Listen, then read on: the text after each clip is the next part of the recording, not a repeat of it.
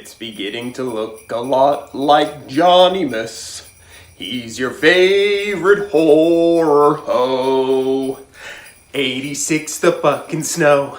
It's time to start the show. I just snorted 12 lines of blow.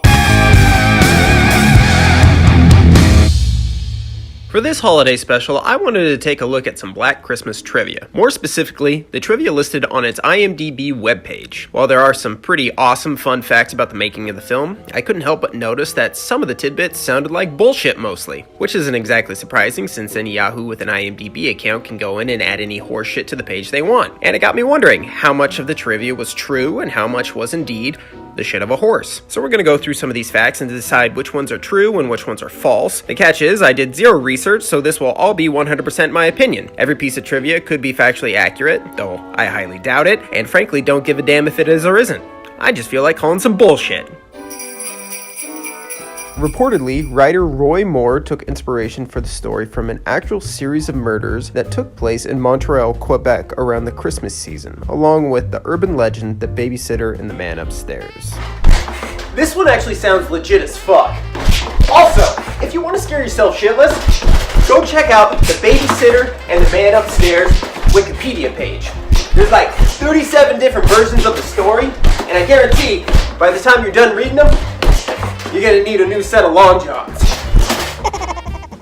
This film is an early example of a largely mainstream film containing the word cunt. This was cut out for the UK release. Seems unlikely since the Brits use the word cunt just about as often as they drink tea or drive on the wrong side of the goddamn road, which is to say, in excess.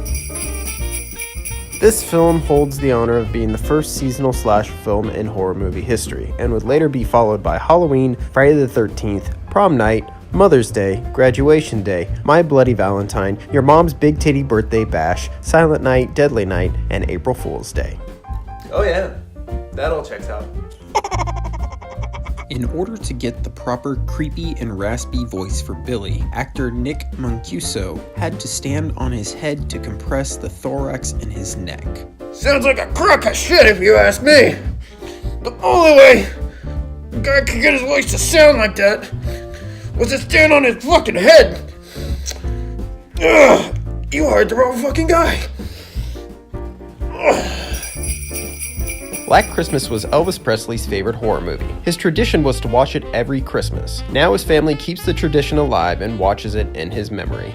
Now I don't think there's any way anyone could possibly prove this except, yes there is, it's called Elvis's motherfucking Christmas album, and if you've heard it, you know Elvis and goddamn Christmas go together like barb and booze, so it's a scientific fact that if Elvis had a favorite horror movie, it would be a fucking Christmas movie. Math, bitch! For the scene where Claude the cat jumps on Claire's corpse and starts licking the bag over her head, Lynn Griffin's face had to be sprayed with catnip so the cat would jump on top of her, as it had refused to do so otherwise. Now you see, I couldn't dispute this shit even if I wanted to. So if there's anything I know about cats, it's that they're assholes. They lick their own assholes, and catnip is their cocaine. Margot Kidder and Andrea Martin became close friends on the set of this film. Oh, they did they? Please, do tell me more about the friendship made by two people you've never met before on a closed set during the filming of a movie that was made before you were ever born. During the conversation between Phyllis, Mr. Harrison, Barb, and Mrs. McHenry at the dinner table, Barb, in a drunken state, talks about a turtle that can have sex for 3 days straight. The species of turtle that can do this is the sea turtle. Nah! I googled that shit. Sea turtles can only have sex for up to 24 hours. Bunch of bitches can't even have sex for 3 days straight. Weak! During an interview with director Bob Clark, Clark said Olivia Hussey's decision to take the role of Jess was based upon advice given to her by a psychic. According to Clark, Hussey said her psychic believed the film would be successful and a wise career choice for her. Taking career advice from a psychic sounds about as legit as taking life advice from the magical man in the sky. Shots fired. Halloween was originally conceived as a sequel to Black Christmas. Ish. Now, I've heard multiple stories about the conception of Halloween. Most of them start out with John Carpenter writing a script called The Babysitter Murders. Seriously, I'm not fucking joking. Go read The Babysitter and the Man Upstairs Wikipedia page. You'll drop 10 pounds. You'll drop 10 fucking pounds from all the shit you'll shit. You'll be calling me, thanking me for the fucking weight loss program I just signed you up for. Guarantee it. And then his producer suggested that the film take place on Halloween night. But I'd like to live in a world where Halloween and Black Christmas exist in the same universe. So I'm gonna go ahead and say this one's true. Fight me. Well, gang, that about does it. Thanks for tuning in.